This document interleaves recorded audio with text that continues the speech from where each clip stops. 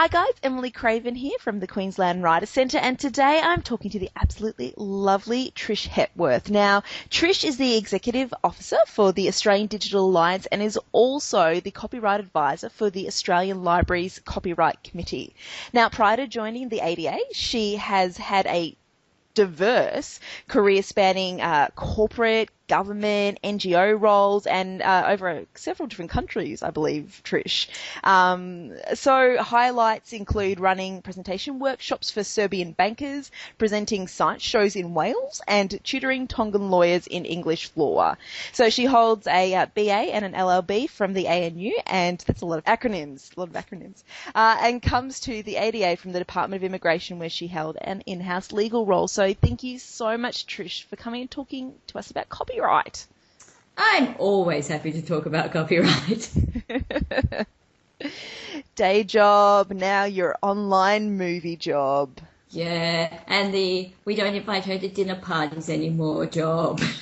I know that I read out a little bio there, but I was sort of hoping you could give us a quick overview of your experience in copyright and what it is that you're doing now in your role as Executive Officer. Okay, so I work for these two different organisations. So the Australian Libraries Copyright Committee does pretty much what it says it does. It does libraries and copyright, and libraries have insane amounts of copyright issues and problems, and because everything they deal with has a copyright implication. So working through everything from the joyfulness of the 1,200 words of document supply provisions through to can we put some of this stuff online and make it searchable for people. So all of those sort of issues. And then the Australian Digital Alliance is a broad cross-sectional body that does copyright advocacy. So we look after, we represent education, including schools and universities, cultural bodies like the galleries, the museums, libraries, consumers, charitable organisations, especially institutes for the blind. Who am I missing? Tech sector, of course, and internet industries. And all of those people are at the moment finding life quite difficult to work with in our current copyright system, finding that many of the things they would like to be able to do are being impeded, and so are advocating for sensible copyright reform, giving us sort of a balanced, flexible copyright regime, but still very much one where copyright is respected and creators are protected. When we're sort of talking about copyright, and particularly with, like you were talking, internet companies as well, I mean, we all use the internet, and copyright can get, to some pretty murky territory when everybody is doing it. Can you give us a couple of current examples of breaches of copyright law that people may not have thought of? Well, I think my current favourite one is something as simple as if I make a birthday cake for my daughter, and currently she loves Peppa Pig. So I make her a Peppa Pig birthday cake. That in and of itself is breach of copyright. Taking a photo of that cake is breach of copyright. Emailing that photo to my grandmother is a separate breach of copyright. If she emails that photo on to anybody else, that's another breach. If she puts that photo on her Facebook page, that's a breach. So all of these incidental sort of electronic communications nowadays, each one of those is a separate breach. On a more mega scale, with the internet companies are particularly worried because things like internet search engines and buffering are breaches of copyright under the current legislation. So there is no way, for example, Google could have developed its search engine if it had been an Australian-based company doing it in Australia. So it's something that is, I suppose, allowable in the US then? Yes. And because in the US they did do a lot more things under fair use. So I can get into the legal spiel about fair use anytime you want. Yeah. Well, I mean, at the ASA conference last month, you talked about your reason, you talked about reasons why Australia should consider moving from fair dealing to fair use. So could you give us a bit of a rundown on that then?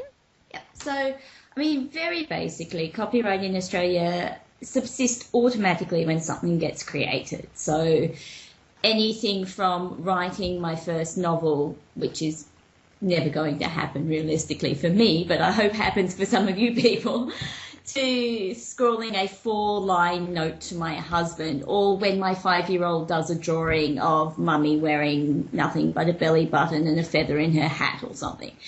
Each of those, copyright automatically subsists. You don't have to register it or anything. And once copyright subsists, it gives the copyright owner, which is either the creator or the person who holds the copyright, so your employer or the person that you've licensed the copyright to, it gives them the sole right to decide who can use it and what uses there are. So, for example, if you write something, as you know, that gives me the right to stop anybody else copying it.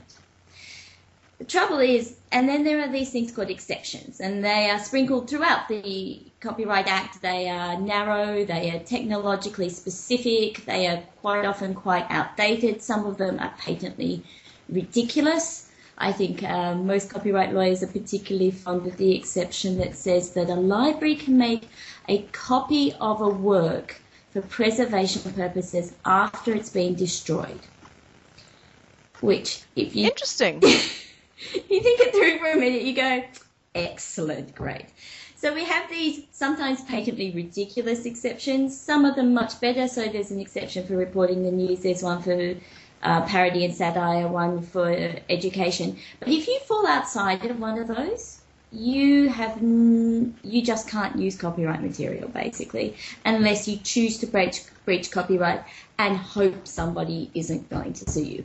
And so everybody does it all the time, when they forward on emails, when they post a stupid meme to their Facebook page, when they send emails of birthday cakes to their grandmothers. You know, everybody's breaching copyright pretty much all the time and just hoping that nobody turns around and sues them. What we would prefer to move to is a fair use system. And what a fair use is an exception that judges, instead of prescribing, trying to get down to very narrow prescriptions of, you can copy this VHS tape that you own for your own personal use onto your tablet, which is one sort of exception that we have for personal use, which you will note means that you can copy a VHS tape. You can't do the same if you happen to own the same material on DVD. So instead of having these stupid narrow exceptions, fair use basically takes each use of a copyright material and asks the central question of, well, is this a fair use? And in deciding whether it's a fair use, you take into account 4 sort of fairness factors, which are the same fairness factors as are very familiar by being the fairness factors in the fair dealing for study and research. And you basically look at what sort of material it is and what is the purpose of doing this. How much of the material are you using? You know, if you're using a whole work, it's less likely to be fair than if you're only using a small portion of it. And at the end, what's the effect on market? So if you are doing something that's obviously taking revenue away from the creators or destroying their market in some way, then that's much less likely to be a fair use. And so it's that sort of flexible exception that allowed courts to look at things like Google search engines and say, well, you know, this is for a very good public purpose. This is letting people find information. This is promoting culture and education and knowledge, and linking to those little headlines and, you know, in all sorts of things. So the actual engineering of the search engine, in linking to little headlines, in allowing small images to turn up in the Google search. Those sort of things have generally fallen under a fair use exception because the public purpose is there and they're not destroying market. In fact, I mean, for most people, being discoverable on the Google search engine is quite important for establishing their markets. Under like the fair use laws, are there also points where, you know, if a piece has been taken and someone uses it in a work that the author is like, oh my God, I do not want my work associated with that. Are there sort of like additional laws that go with those? You've got to, there's always moral rights as well. So moral rights are separate from your property rights, which are your copyrights. So fair use is a defence to copyright, well, an exception for copyright, which is the moral right. Which is the economic right. So you also have separately in Australia moral rights, and they include the right to attribution, so the right that your name goes with your work, the right against misattribution, so somebody else can't say, you know, take your book and say, it was by Trish Hepworth. And the right against derogatory treatment, and definitely some of those sort of ones are much more likely to come up as a breach of moral rights for derogatory treatment.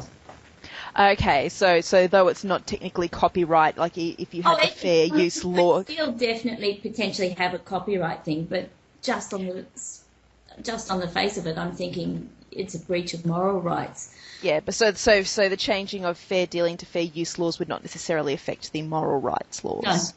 Yeah, and we're actually doing quite a bit of substantial research on how we think that will actually fit in at the moment. So. You mentioned something that I immediately latched onto and went, oh, I would like to know more about that. And you were saying that people need to think more carefully before they put things online. And as a writer, that sort of rings alarm bells, and I was sort of wondering, well, why? Well, because if you hold the rights to your work, so we're going for you holding the copyrights in your work, which, often doesn't happen if you've signed up to various publishing deals or anything. But if you happen to own them and you put your stuff online, you need to be thinking about what you want to happen with that stuff. So if you want people to be able to be directed to your site, for example, but you don't want anybody to be able to touch it or change it or do anything like that, you might want to be thinking about making sure that you put down the bottom of your website something that tells people this is all rights reserved. But if you want people to share it, so you have, for example, put a blurb for your new book out, and you would really like people to take this and share it with each other and email it to people, or you've got a new work out and you've put the front cover up on it, and you want people to post that to their Facebook wall, then you need to be licensing in a way that people can do that without breaking copyright. So the most simple licenses probably to use are the Creative Commons licenses, and they are pretty good and they're very well known. So it means that if you put a Creative Commons license on something, a lot of people will know what you're talking about. And even if they don't, if they go to Google, the first thing that comes up is Creative Commons, and it's got a very good way of going through. And that lets you do things like choose whether you want people to be able to modify it after they've shared it. It lets you choose whether you don't care if people use it, but they're not allowed to use it for a commercial purpose. It allows you to say, well, you can take it and you can use it, but you can't then license anything that you use this in under more restrictive license conditions. So you as the copyright creator or the copyright holder have a lot of control over what happens to your work. And I'll point out that Creative Commons is very much compatible with fair use too. The two coexist very nicely.